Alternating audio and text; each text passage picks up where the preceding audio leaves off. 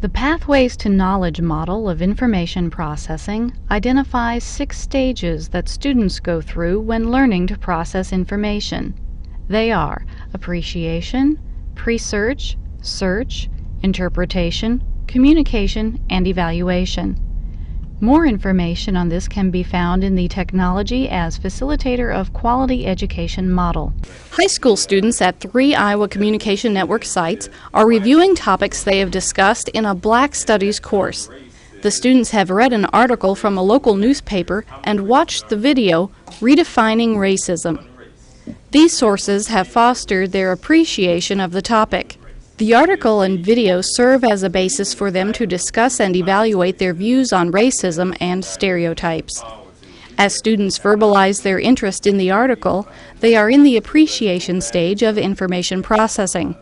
Share with me some of the stuff that you have found out or that you have been thinking about that you did not already know. That I'm talking specifically about the article that Mr. Jones shared and the tape. I thought it was interesting how the black people would try to act black or whatever by lowering their grades or try to act bad in class. Now I know someone at Moravia was, I think you may have been trying to answer at the same time.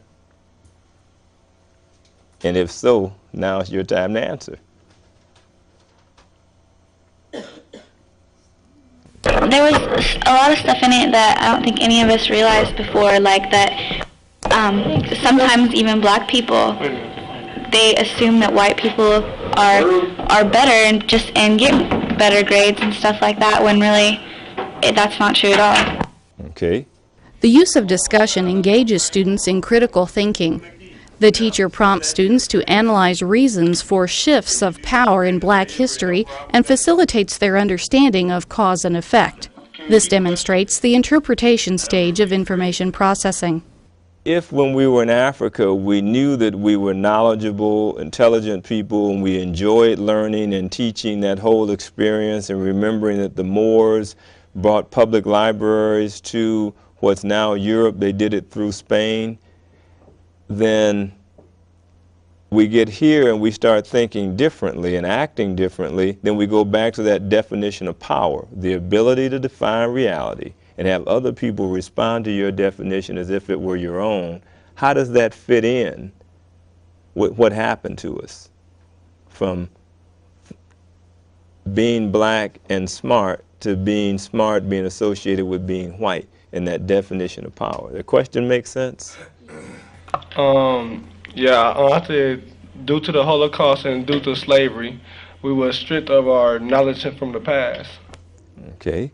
So then you're saying that the Holocaust of enslavement and having your knowledge of the past taken away, then someone can reprogram you. Okay. The students reflect on ways to dispel stereotypes. They problem solve ideas of how misrepresentations can be deconstructed in society. As students draw conclusions and share their ideas, they are in the interpretation stage of information processing. If we believe that being smart is not acting white, and that you can be black and do well in school, then how do we get rid of the problem that exists, where black students feel like, not all, but many black students feel like, can't do too well in school, people will accuse me of acting white, sounding white, thinking white. How do you address that?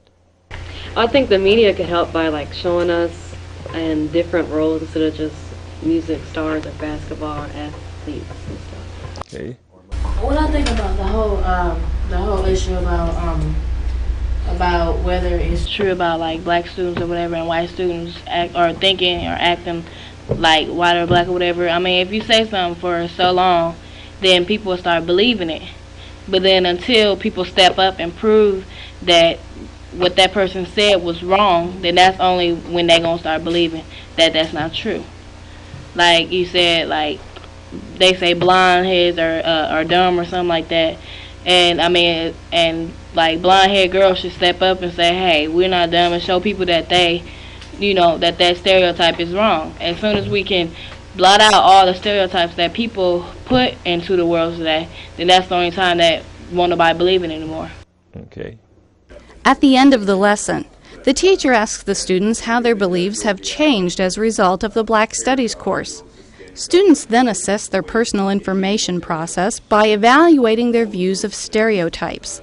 This discussion demonstrates the evaluation stage of information processing. The students at Moravia, have any of the stereotypes that you originally may have had about black students changed having been in the class?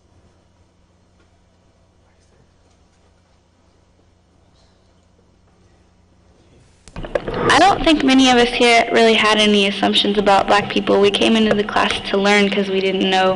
But now we do know a lot of stuff, and it's a lot different than what a lot of people around here might think we think. Is it possible that the group that chose to take Black Studies, that you already have a sensitivity, a cultural sensitivity that says you don't accept the negative stereotypes, and even though you are a representative of your school, you may be the more culturally sensitive of your student population?